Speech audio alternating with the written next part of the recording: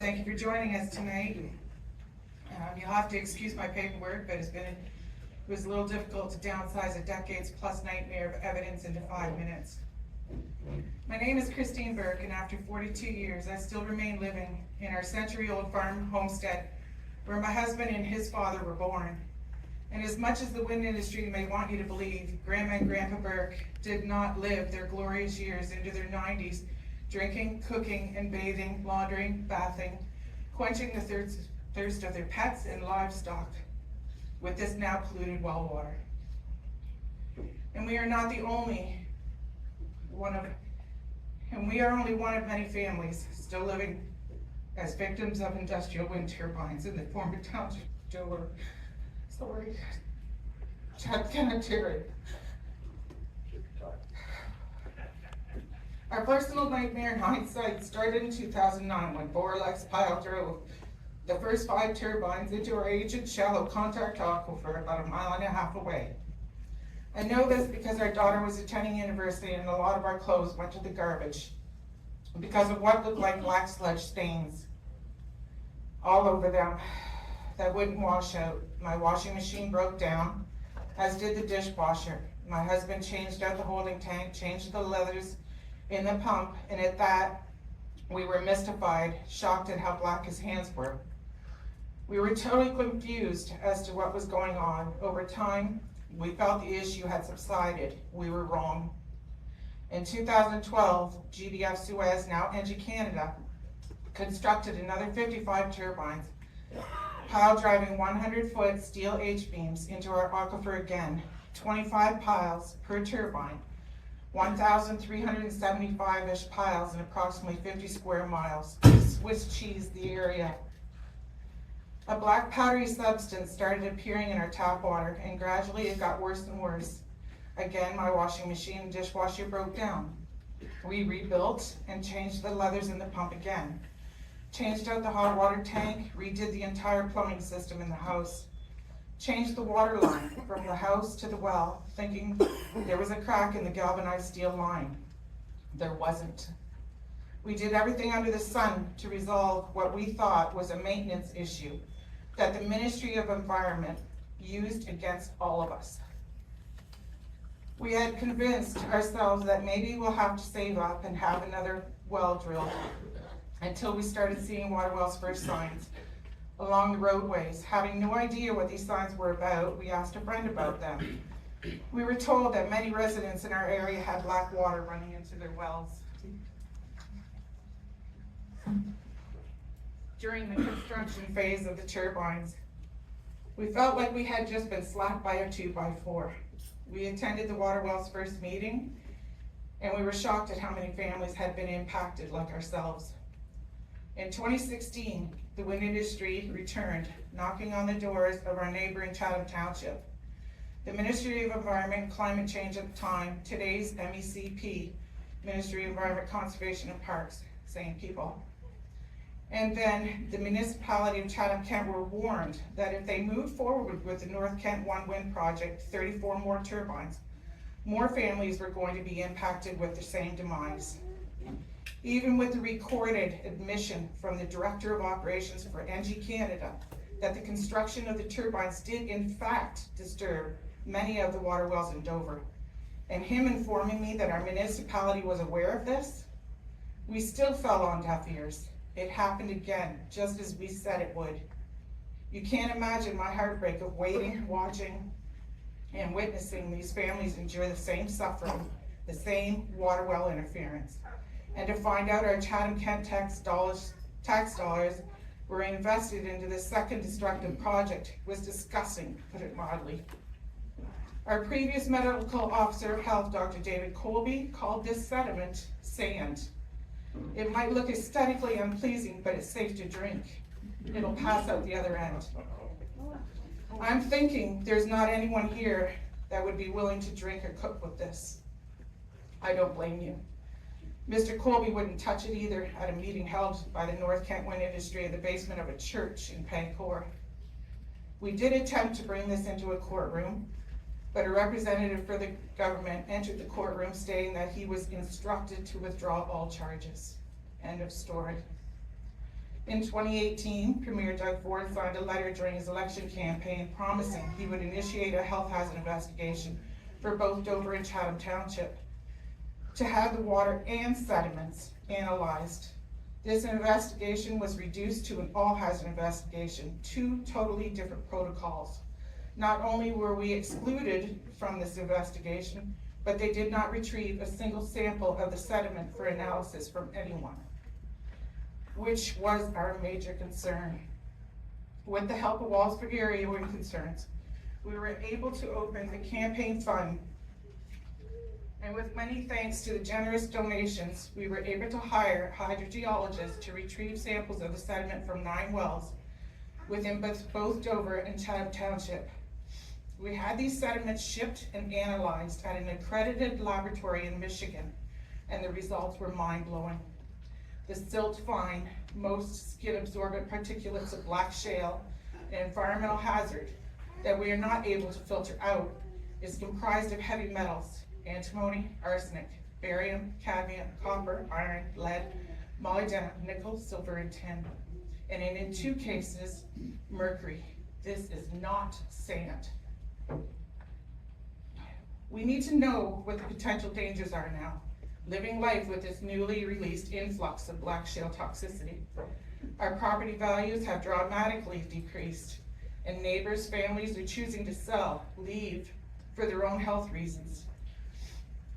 And I've come to find out in speaking with the new homeowners that the water well issues were not disclosed to them. It is because the water was deemed safe, as I spoke of earlier, neglecting the black shale sediments. Where are we today? In November of 2023, we contacted an ombudsman to investigate this matter. We are still in communication via email, and they are still waiting for a response from the Ministry of Health.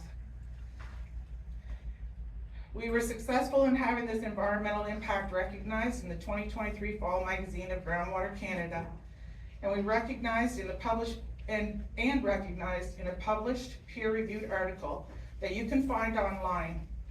It's called Wind Turbines, Vacated, Abandoned Home Study, Exploring Research Participants' Descriptions of Observed Effects on Their Pets, Animals, and Well Water, Environmental Disease. In June of this year, with the help of Wallaceburg area wind concerns, we were successful in submitting a petition into Hansard on the floor of the Legislative Assembly of Ontario, requesting that the all-hazard investigation be completed. With all this said and damage done, our municipality of Chatham-Kent still chooses to leave us, their rural constituents, families behind, like we're old news. The reason I say this is because they remain as a willing host to this environmental disease, allowing it to spread without finding resolution to the harm already committed. Heed our warnings. The wind industry and the government at all levels thus far are not your friends. Thank you for your time.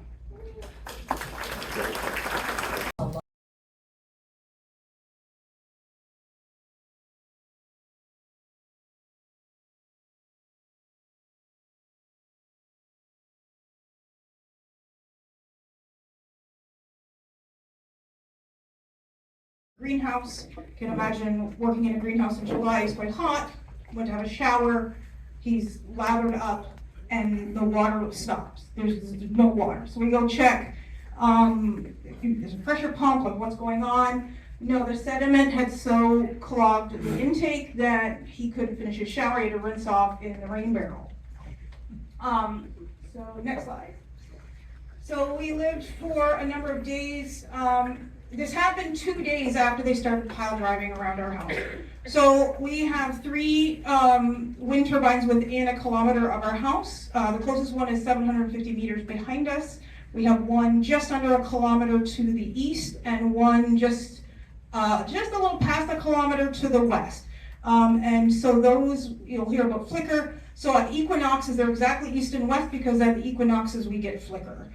Which is when the sun is setting. I'm in my kitchen, and all of a sudden I think I'm having a stroke because the light is strobing as it goes through the wind turbines. So that's the least of our concerns, however. So 2 days after these things started pounding, my husband's shower was interrupted and we had no water into the house. Yeah. So we did a number of investigations, and again, we kind of knew what was happening. So these are the tests that we've had done on our well pre-drill and post-drill, trying to figure out what's going on. So what we did learn, as we suspected, was that our well was contaminated with black shale fragments. So you can see here some of our, actually that's our July 27 sample was right there. The address is blacked out because it was in the paper. This is a sample from just a couple days ago. We keep our, we'll show you how we get water now, but we run our well regularly to keep the submersed pump operating. We don't want to seize, but you can see there. So ours isn't quite as oily and inky as Christine's, but we've got all these fine particles in here. And these are actually not the ones we're worried about because we can filter those out. So you can see there, the gray is the North Kent project, and the green is the black shale outcrop. So you can see that Ridgetown sits quite nicely in the middle of this shale outcropping. I've, as Keith mentioned earlier, I've learned more about underground geology and water and wells and well structures than I ever wanted to know in my life. All right, next slide. So, yeah, you can see those were the first 13 wells that were affected. We're the one right at the bottom. So we're the red dot at the bottom right there. That's ours. And then as the pile driving went north, each concession, the wells kept going down. So this is our house here. You can see the 3 turbines around us, and they were all pile driving at the same time. And we think that's why we had a lot of the issues, because after our well went down, and then a couple more along Country View. So I live about 5 minutes north of the Walmart in Chatham. So that's kind of where we're at here. And then as it was going each concession, the wells kept going down. And then what they started doing was spreading out the pile drivers and not doing them all at once in the same spot. But we were the first one to go down here, and then they were doing construction to the north. So this was our first report to the Ministry of Environment back in the summer of 2017. Next slide. So thanks to Water Wells First, the group, and the stuff that Christine and her neighbors in Dover experienced, we went and got our well tested thoroughly. We got a base test done. So we found just some basic numbers. Again, these are things I've learned about that I never wanted to know, but things you need to know. So in June 2017, we finished up testing. So turbidity, so that's the cloudiness of your water. Our numbers were 2.5, 3.0, 2.9 NTUs. Don't ask me what that stands for. That's Keith's question. Anything under 5 is considered clear, and at 10 it'll start to look cloudy. On August 1st, so our well goes down on the 27th, we have the MOE comes out and takes a sample. It was at 86 NTUs, and then a month and a half later, 6 weeks later, we had our hydrogeologist that did the testing in June. He came back and it was still 37, 36, 34. So 10 times what the province would consider palatable water. Okay, next. And if it was just sand or silt, we can filter that out. The problem is before pile driving, our well tested at 3 total particles of black shale. After pile driving, we had 381 total particles of black shale. So that's in all sizes. So the stuff you can see, but also the stuff you can't see. And the stuff you can't see is what we're worried about. Because the stuff we can see, we can filter out. It's the smaller stuff. So we had total overall particles in our water at just about 17,000. After pile driving is 1.4 million.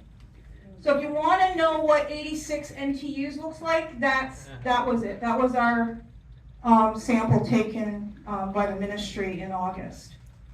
Next. So what's the problem? And again, Keith will talk a little bit more about this. It's the heavy metals and trace elements like molybdenum, uranium, palladium, and zinc and there's lead, and there's all kinds of other stuff in there.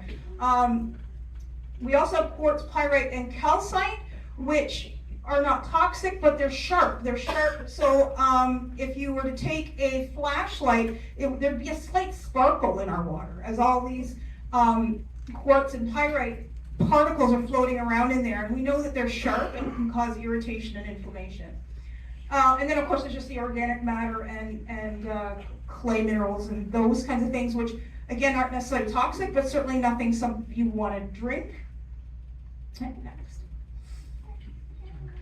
So what we were told, the change in our well characteristics is normal and not related to local construction. That was the Ministry of the Environment. Even though we said, hey, it's going to happen, it's going to happen, it's going to happen, hey, it happened, they're like, no, it didn't happen. So that was the Ministry of the Environment. We were told our well is safe because it does not have any biological contaminations in it. So if you test it, I have no E. coli, I have no, I have no biological issues in it. But I could sell my house with drinkable water, and I don't know how to do that. We were told that the black shell pieces will just pass through our system like a peach pit. I think that was Dr. Colby, Christina alluded to that as well. I asked a couple other doctor friends of mine, I said, how much black shale would be safe to consume? And they just looked at me like I was crazy. They were like, of course, nothing. Don't eat it. Right, next. So what do we do now? So every Sunday, my husband's lovely job. So we've decided to bypass our well. So we still have our well is still running, like we can turn it on, we can run it, we can get water out of it, just because, I don't know, maybe there's some miracle, I don't know. And we don't want the pump to cease because it's a submerged well or pump. So every Sunday, my husband goes to our local water tower in the back of a rattly old pickup truck that we wouldn't normally need it, except we have to retrieve water every week. Next one. And he has this food grade box. It goes over the water tower, fills it up, and then pumps it into the tank. And now my 3 kids are finally in their 20s and they're mostly gone. You know how it goes, they come and go. But for the most part, they're gone. But when it was all 5 of us, plus my 80-year-old mother that lives with us, we would often, this had to be done every week. Now we can probably do it every 8 or 9 days, but last year we went away for 3 weeks, but there were still people at home. So we had to order a water delivery that's cost a fortune. So we don't drink our water. We don't use it for anything. If it gets really dry, we might water our garden with it, but even then we don't really like that idea. But this is how we get water. And we have had instances where the kids' toilet was running and the tank drained overnight. And all of a sudden we go up in the morning and the toilet doesn't flush. So my husband's going to get up and go do his run. I think that's it. Yeah, so that's our journey. So that's what we've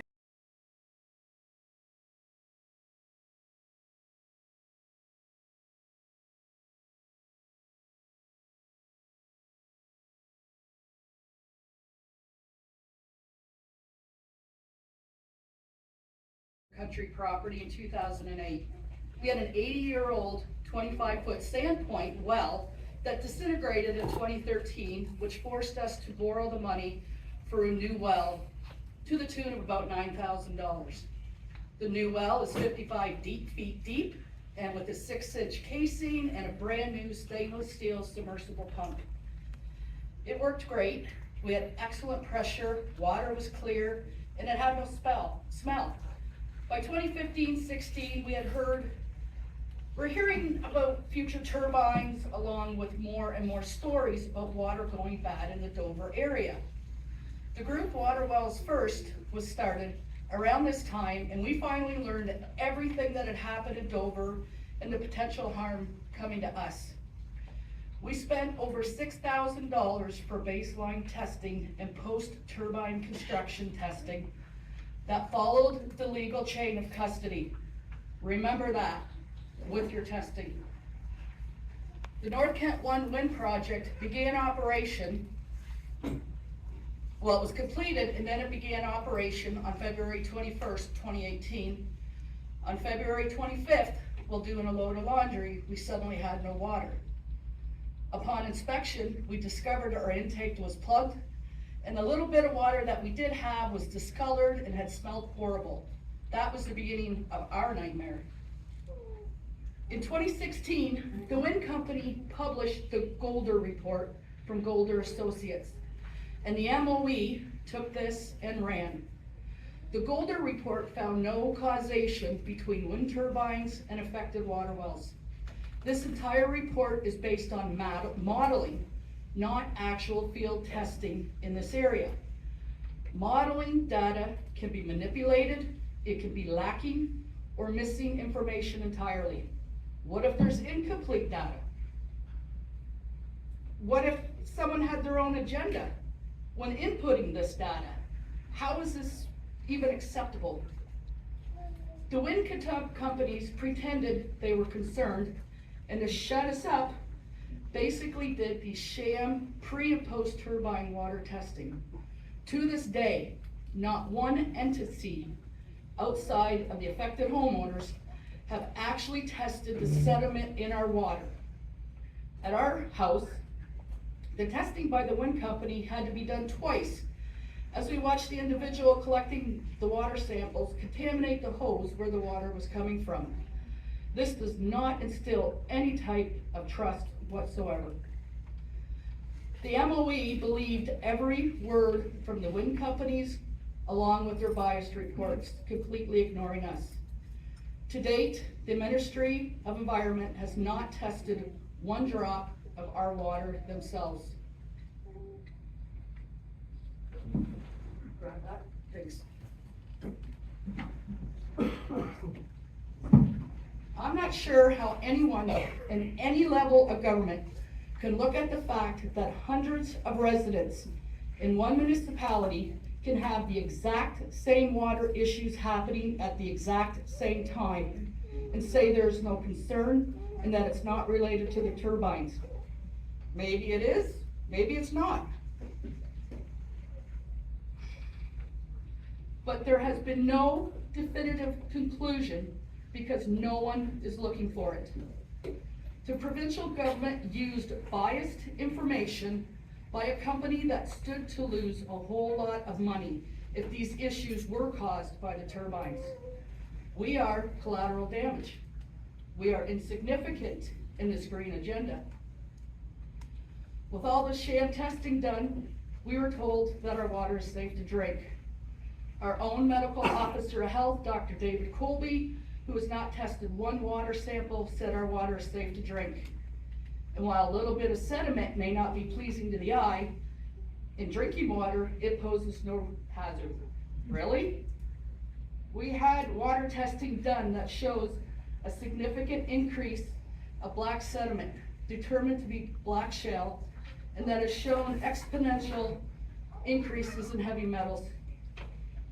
To scientifically determine if that water is safe, there needs to be bioaccessibility testing completed. This testing would show if a person's body would absorb these heavy metals when ingested. Absorption into the skin while washing. What about inhalation of the vapors while showering? We don't know, and they don't know, since no one will accept this as a problem and get the testing done. The human eye can see sediment about 40 microns in size. The problem is the sediment that is so small you can't see it unless you use an extremely high-powered microscope. What is it doing to our bodies? Our health. So now, we have two ministries within the provincial government. The Ministry of Environment and the Ministry of Health, gaslighting us at every turn, lie, and mislead us on a regular basis. All insisting that these hundreds of homeowners are neglecting their wells, and that is why our water is contaminated. This is not a well issue, it's a water issue. Some tips. You get water and well testing now. Use a hydrogeologist who will use the legal chain of custody. Do not, for 1 second, believe anything from the wind companies. They have their own agenda and it's money. Do not think your government will protect you. If this is actually determined, the turbines cause this, would have detrimental effects on their green agenda. The government is watching you. Do a Freedom of Information request on yourself to see. This is mine from the Ministry of Environment. Me and my house.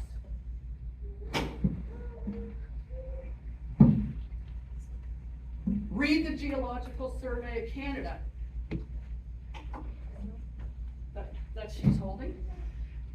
Despite what the wind company tells you, Kettle Point Black Shale is all over this area. Take care of yourself. You will lose sleep. You will be confused, angry, frustrated. You will cry. You will be called a liar, among other things. You need to know your limits.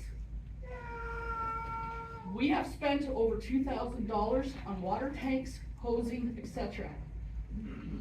We now go to the bulk water tower in Eberts every week and transport water for our personal usage. We have not used our new well since February 25th of 2018. Also, we went to MPAC for reassessment of our property taxes. It was a fairly long but easy enough process. I explained our situation, that we have no potable water due to turbines. They accepted it. My assessed property value was reduced by 47%. My opinion on all of this is that no one from any level of government, the wind companies, or just some of the general population takes this seriously. We were told we were outright liars, we're just whiners, we're looking for some freebies from the government, on and on. Just think about this. Buying a home is one of the largest purchases of your life. Why would anyone sabotage their investment on purpose? Why would anyone create so much stress on themselves? There is no secondary gain here. The most important lesson we have learned is you cannot trust one word from the wind companies or the government. And that's it.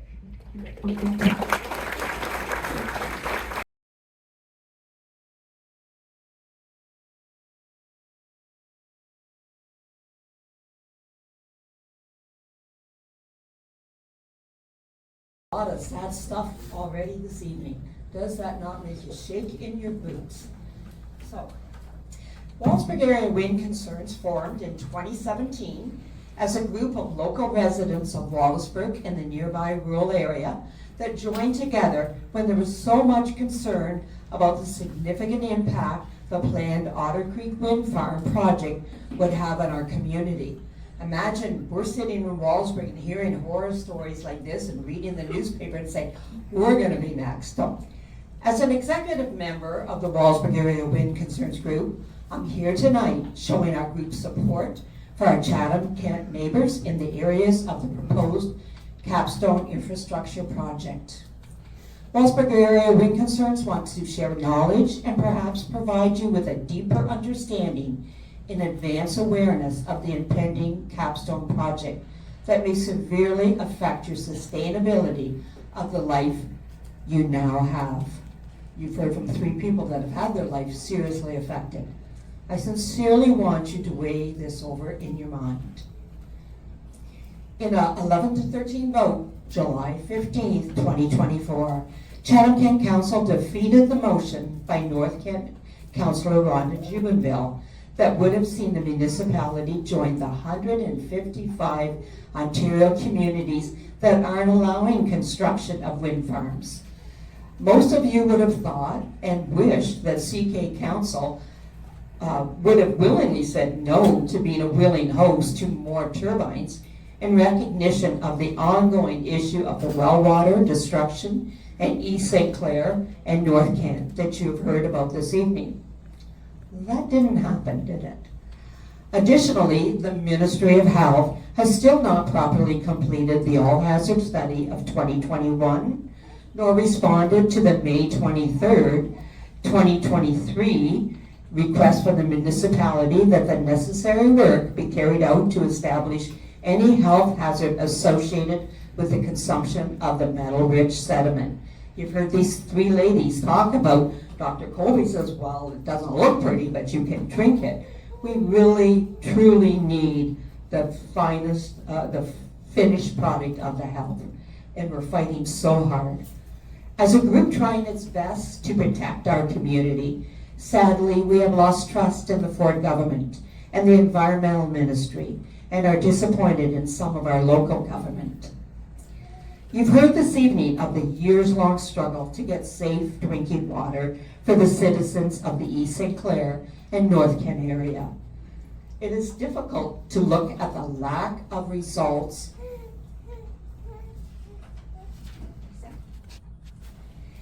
and not wonder about the impact on the residents of Chatham-Kent who have been raising their families with ongoing concerns for years. Imagine doing the routine that you've heard of these ladies, going to Everett, hauling water. It's only potable water even.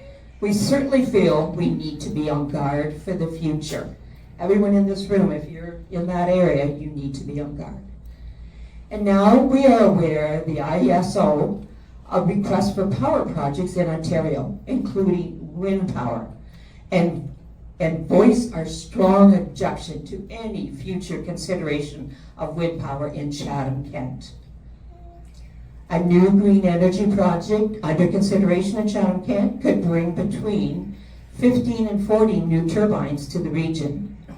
Capstone Infrastructure Corporation is now proposing the new wind farm, which would cut across parts of East Kent and South Kent. And there is a wonderful map up here. Don't leave the room, there's one at the back too, without studying which roads, and look at that satellite image of where they're proposing. According to Andrea Kossel, Capstone's Vice President of Development, Capstone already signed, now this is from her, we're going to take it with a grain of salt, 10,000 acres of land involving contracts with 70 landowners to work with the company. Now, I'm not agreeing with that, I can't saturate it on quoting what she said. We've seen in the past that wind turbines they're sneaky devils, and they could inflate numbers to say, forcing you, encouraging you to sign a contract. Well, if you don't sign, your neighbor's gonna, and he's gonna get the money, and you're gonna lose. Please do not fall for it, please. So how will this affect you? This is not just a water wells issue anymore. What strategy for municipal action or provincial action regarding complaints to wind do you trust to be in place if issues or concerns arise? Certainly had issues here, and how hard have we worked to get even an answer? What's the track record like? How comfortable can you be thinking of the risks that come with having the project proceed? If it comes, how comfortable can you be with that? This proposal will be coming to council for voting in September. During tonight's meeting, you will be hearing the cold, hard facts of industrial wind turbines and the effects of having them constructed in the area in Chatham-Kent. We ask you to listen closely, weigh the pros and cons, and be ready to let your council members know that you do not endorse any further construction in Chatham-Kent. Enough is enough, and you will stand by the health of your family, the protection of the environment, and demand the economic foolishness of additional industrial turbines not proceed.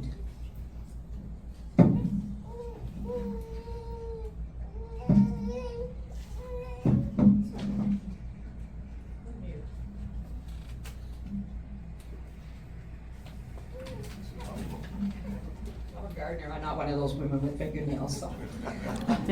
The cost-benefit analysis of a top regulatory economist and author of Chasing the Wind makes it clear that no municipality should feel that they must host turbines for climate change. It doesn't work in low-wind Ontario, where wind power generation is completely out of phase with demand. And anyway, Chatham-Kent has done enough. So any of you that really sincerely are environmentalists and thinking of climate change, and I better back this because this is green energy, please don't be duped. There's a strong possibility that there will be serious harm to human health owing to the possible interference with aquifers that supply water to residents, to lack of due diligence about the noise emissions from the wind turbines. There's people in this room that have noise emission problems and severe headaches ever since they came in their area. And that there will be serious and irrevocable harm to the natural environment. This part of Chatham-Kent you're talking, you have more nature down here than where I come from in Wallaceburg, where we've just got corn and soybeans. At least you've got some woodlots, and the effect of it's just beyond what you're even thinking. So I urge you to unite as a group, that's what we did, and illustrate your awareness of the serious situation the Chatham-Kent residents are living with.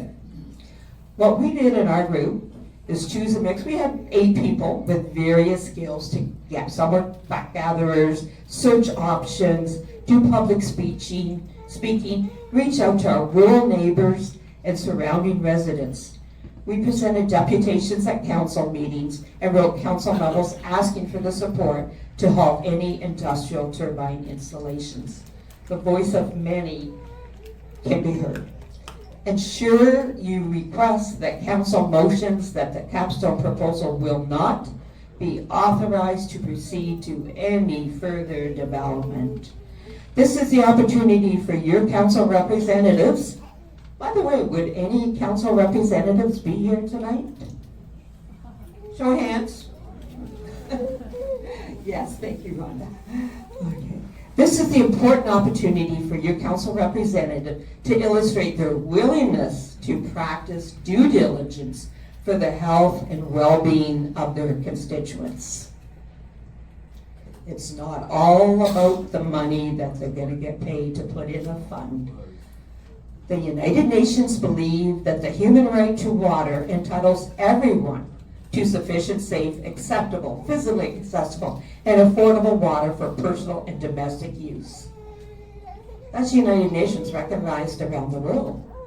But apparently the municipal government of Chatham-Kent and provincial government of Ontario are above recognizing the right for residents of Dover and North Kent. How many times did these people drive from Chatham to Wallaceburg? And you look to your left and you look to your right, you go by the homes in Dover, drive down the Prince Albert, 5 minutes north of Walmart, just down Country View Road. And those people do not have water, and council and government sleeps at night? Unforgivable. Please realize a similar situation could befall the citizens of the Capstone Project area, and there will be no going back and no support for your family or farm. We appeal to you to recognize the David and Goliath battle it may be. And that's what we really felt in Wallaceburg. Who are us little Wallaceburg people going to compete against Warlocks? They come in with their big fancy presentations, and we're just our little guys trying to, and we're on the same aquifer that these people were. We felt like the David, and they were, but we did it, we stuck together, we hammered away, and we managed to avoid the Otter Creek. But you recognize that it's a battle, but to protect the many families who will be forced to live beside these huge machines if this project is not stopped. Organize and let your voice be heard. Your voice matters. To me, it matters. I see all these people in this room, and you must be here because you care. So it does matter. Get that voice unified. Get hold of your counselors. Pray on your knees. Call out what you're seeing, and stick together. And sincerely, I wish that this does go away with no further incidents to these wonderful people. Thank you for your attention to these important issues.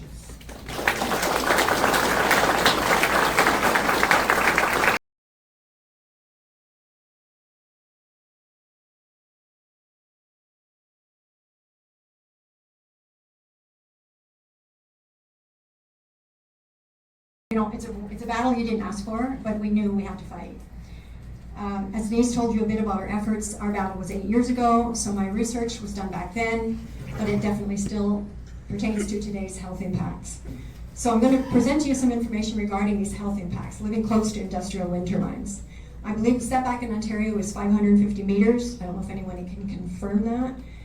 from a dwelling place. I also want to mention that the taller they are, the more likely you are to be impacted, and I hear yours would be potentially very tall.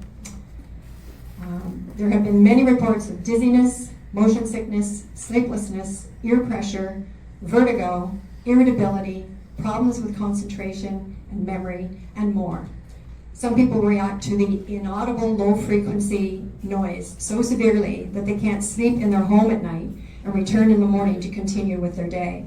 Then there's the noise that is audible, that can create a cacophony of unrelenting, disturbing noise, disturbing the peace that you enjoy in your inside and outside your country home. There's also a possibility of flicker, which has been mentioned. If the wind turbine is immediately south of your home as the blades break up the sunlight in a pulsating regular pattern, this can be dangerous for people with photosensitive epilepsy. Or it is at the very least otherwise downright annoying enough to make you draw the curtains and the window blinds. I'll briefly focus on low frequency noise vibration. The term wind turbine syndrome was coined by Nina Pierpont, MD, PhD. The inner ear parts, called utricle and saccule and semicircular canals, make up our vestibular balance organs. She determined that they were likely dysregulated by the turbine noise, as these ear parts are low frequency vibration detectors, thus creating the sleep disturbance. Also, a team of earthquake scientists, which are called seismologists in Italy, discovered that wind turbines produce airborne infrasound plus ground-borne infrasound up to 10 kilometers away. And the larger the industrial wind turbine, the more low-frequency noise they will emit. Low-frequency noise can create motion sickness. Our inner ear parts, they pick up that slight vibration that perceives it as a motion, but our body also needs to physically feel motion, as in walking, and physically see motion as we move. When one or two of these three components is missing, motion sickness can be the result. Some individuals are more prone to the sensitivity of this cause of motion sickness, but nevertheless, you could be sitting still in your living room trying to read a book, and it could produce motion sickness in your inner ear if it's picking up the low frequency noise, even though you can't hear it. The list of possible health issues is long. Dr. Robert McMurtry, founder of the Anti-Wind Society for Wind Vigilance, and also a board member of the Anti-Wind Association to Protect Prince Edward County in Ontario, along with Carmen Krogh, Bachelor of Pharmacy, have put together a list of criteria for health symptoms considered a result of living too close to an industrial wind turbine. That list includes tinnitus, dizziness, difficulties with balance, ear aches, nausea, headaches, difficulty in concentrating, problems with recall, hypertension, palpitations, enlarged heart, mood disorders, depression and anxiety, frustration, feelings of distress, the onset of thyroid disorders, fatigue, and of course, sleeplessness. They still continue their efforts to make people aware in their fight against more industrial wind turbines. These problems exist everywhere wind turbines are erected. Australia has been hit particularly hard. The government there has no regard for any of the health impacts. So I want to mention there's an Australian group called Stop These Things. They're on the internet, they have an excellent website. They dig into all the information of what's going on around the world. You can be on their weekly email list and learn more and more about the detriment of wind turbines.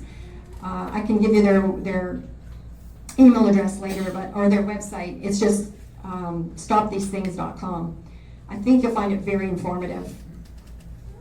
The president of Wind Concerns Ontario, maybe you didn't even know there was such a group, Jane Wilson, she wrote a book in 2011 called Dirty Business.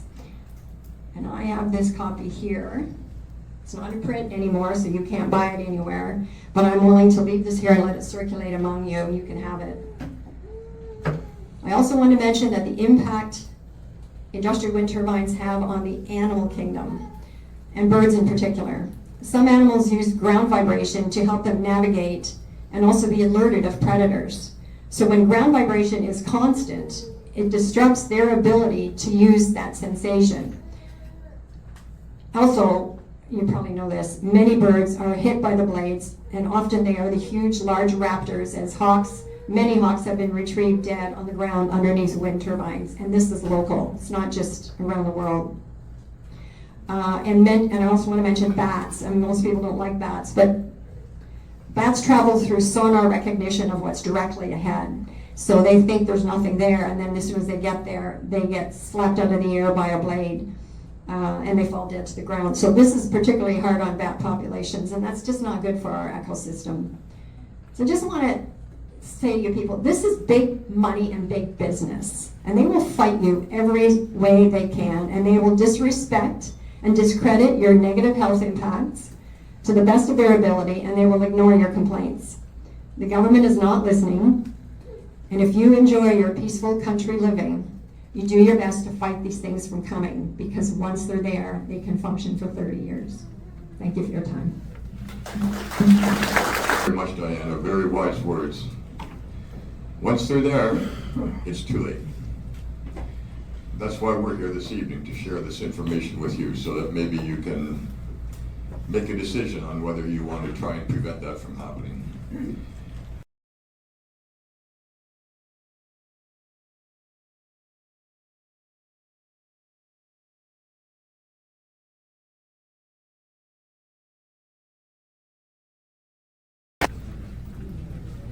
I just want to thank the group for asking me to come and speak tonight.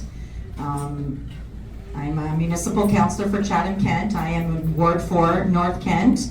I am not representing Chatham-Kent Council in any way. I'm here as Rhonda Jubenville Municipal Councillor in North Kent. I'm not representing anything I'm saying is not representative of Chatham-Kent Council. When I joined council in November of 2022, as anyone would with a new job, I wanted to learn about the territory that I was serving and that I represent. I learned that one of the issues was the destruction of the water wells in North Kent, from what one would assume was the industrial wind turbines were responsible for these failures of wells in the water. I heard stories like what we've heard tonight that would make your stomach turn and your heart break. And we've heard all the stories. There's many more from the people. They've shared these heartfelt stories. I'm just going to explain a couple things that I've done on council. I'm not really going to share any of my personal opinions. In May of 2023, I'm just going to read an excerpt from the regional. In May of 2023, I received unanimous support directing administration to write a letter to the Minister of Health, putting the province on notice for not completing the all-hazard investigation conducted by the province between 2019 and 2021. You're going to hear about that in a minute from Keith. In response to the water well interference to a number of property owners within the North Kent Wind Farm project area. The investigation, however, was criticized when it was released in early 2022 because it did not sample sediments in the water that were believed to be the cause of the problem. Dr. Keith Benn, a geoscientist from Port Lambton who served on the expert panel that advised the all-hazard investigation, was critical of the province's lack of action since the study was complete and its non-response to council's request. In my estimation, given the documented fact that industrial wind turbines in Chatham-Kent do interfere with private well water, this is a quote from Dr. Benn, not me. In my estimation, given the documented fact that industrial wind turbines in Chatham-Kent do interfere with private well water, resulting in a very significant health hazard, it would be, in my opinion, highly irresponsible for the municipality of Chatham-Kent to not close the door now to future industrial wind turbine developments. So that's what he had said in response to my motion that after 45 days, we sent the resolution, so we sent it after council gave us unanimous support, and then we did not hear anything from the Ministry of Health. After 45 days, we sent it again. So when I say we, I'm talking about Chatham-Kent. And to this day, we have not heard a response from this resolution to ask the Ministry of Health to reopen this investigation to the water wells in North Kent. So they have ignored us. I then entered a motion to Chatham-Kent Council on July 15th, 2024, so a year ago, directing the municipality to reject any new wind turbine projects in Chatham-Kent, and then advise the IESO, and that stands for the Independent Electrical System Operator, and any potential applicants of our decision that we don't want you. Unfortunately, my motion failed 11-3, so myself and 2 other councillors voted with me. That then paved the way for any industrial wind turbine corporations like Capstone to come knocking on Chatham-Kent's doors, and they have done that, and here we are today. They've come knocking, and I'm sure some of you or many of you have opened the door to their knocks. As of June 2025, there are 159 municipalities in Ontario. We have 444 municipalities. So out of that, 159 have passed resolutions to be unwilling hosts of industrial wind turbines. So that sends a message to me, and it should to you, that there are a lot of people that do not want them in their backyards. Capstone Infrastructure will be coming to Chatham-Kent Council in September to request permission to apply to the IESO procurement to set up shop on local farms in East and South Kent. If you have concerns about this, be sure to share your concerns with your ward councillors and your mayor and all of council. Send them an email and let them know how you feel. And when it does come to council, I'm not 100% sure of the date. I don't know this from my job as a councillor. I know because I've done this, I've done a little bit of sleuthing. So I found out that they are coming to ask in September, and I believe it's September 8th, but don't quote me on that. So if you are so inclined, feel free to do a deputation to share your concerns with Chatham-Kent Council. Lastly, Louis had mentioned some questions that if you are considering putting a turbine on your property, some questions that you might ask yourself or ask Capstone. There is a list, an actual list that is composed.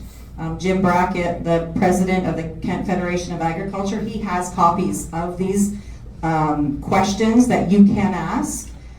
So it might help you discern if this is something that you indeed want to put on your farmland. And I think that is all that I have to say. And again, after Keith speaks, don't forget we've got coffee and Timbits if you want to sit around and chit chat with any of the speakers, ask them questions, or there will be a Q&A period too. So anyway, thanks for asking me to come and speak. I don't think I just don't want anyone to think that other councillors didn't show up. There wasn't a request sent to all of council. It was, they had asked me to come speak because they knew that I had put these motions forward. So I don't know that any of the other councillors, maybe your 2 local councillors here in Ridgetown might have received an invitation. I don't know that for sure. So anyway, thank you.